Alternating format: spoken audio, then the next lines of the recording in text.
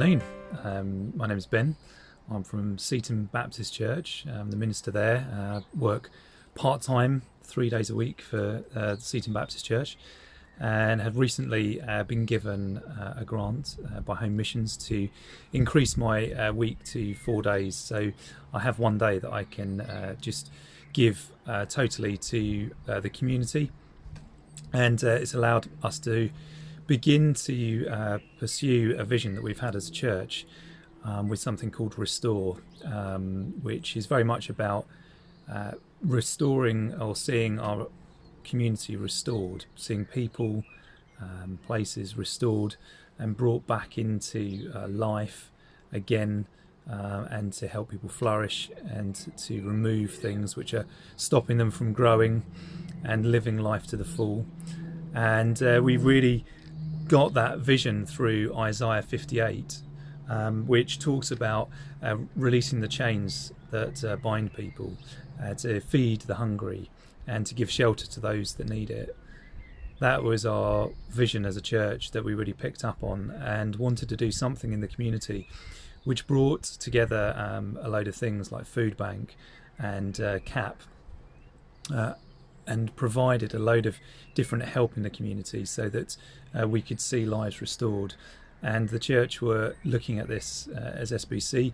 We were praying about this and had a small group that were meeting and are still meeting about this. But I want to share a quick story, because the first day that I had a home missions day, the first time that the sort of grant come through and I had an official day that I could work on this, I was just praying and asking God to kind of show us a way forward, because it is a bit overwhelming really knowing where you start.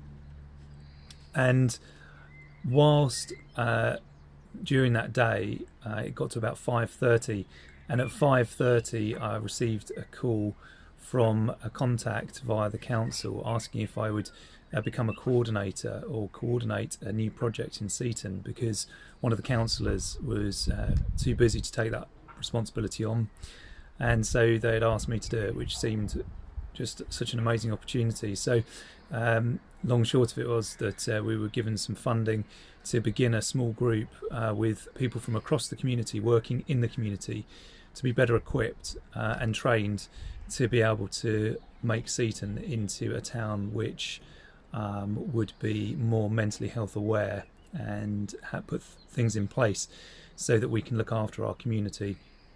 So it's a great opportunity, and we've done about 2 weeks of this meeting together, and then the coronavirus hit, and as you are probably all aware, currently in lockdown at the moment, and you too will find yourselves in that position, I'm sure, and it changed everything, and we started meeting online. But also at the same time we had a call from the mayor in Seaton asking if we would think about how we might support this community during the time of coronavirus, supporting the isolated and the lonely and the vulnerable in our town. And so I was asked to go down to a meeting with the council, and I was basically asked by the council, or told by the council, that they thought I had a plan, and what did that plan look like, and could we kind of roll that out in Seaton, which I had to kind of say, well, we haven't got a plan, we've been looking at health and well-being,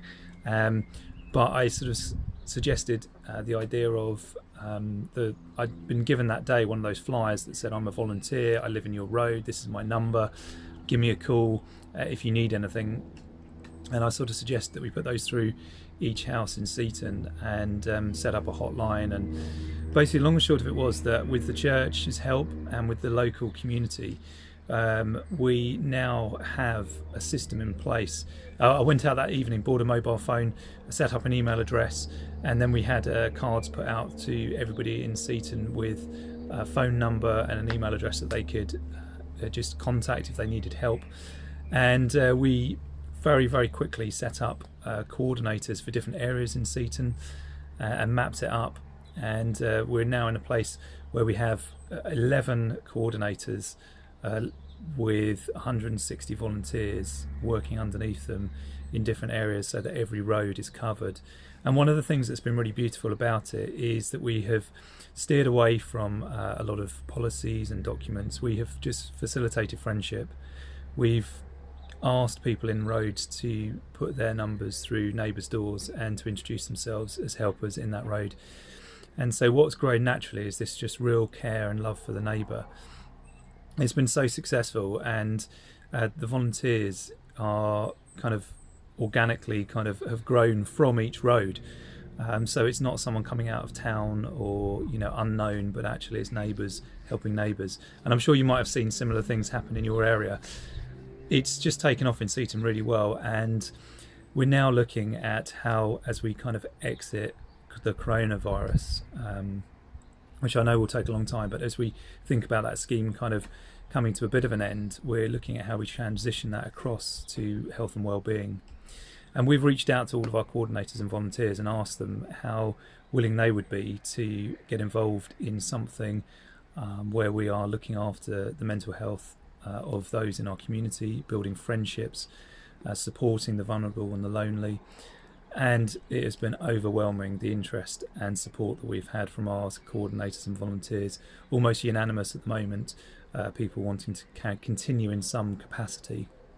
And it's just been incredible to witness that, seeing love just really kind of being spilling out into Seaton. And as a church, it's been great. Half of the coordinators are basically from the church. We've got volunteers that are also part of the churches together in Seaton, and we're very much connected and in relationship with all the different people. It doesn't have a Christian banner event. It doesn't need to. It is Christians working alongside the community, and it's been great to watch. And I just really ask that you would pray with us, because Restore had kind of assumed that it would have perhaps a high street presence, that we would try and bring everything together under kind of an umbrella of restoration.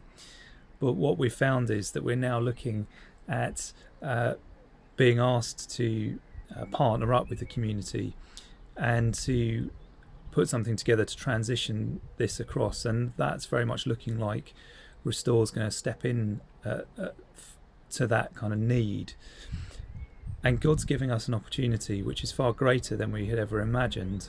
It doesn't look exactly like how we had imagined, but it seems to be an opportunity that's kind of, I won't say bigger and better, but different and wider than we could have ever imagined and that we could have done on our own. And we're just moving with God at the moment on this and trying to join in with the things that He's doing and the way that the Spirit's working.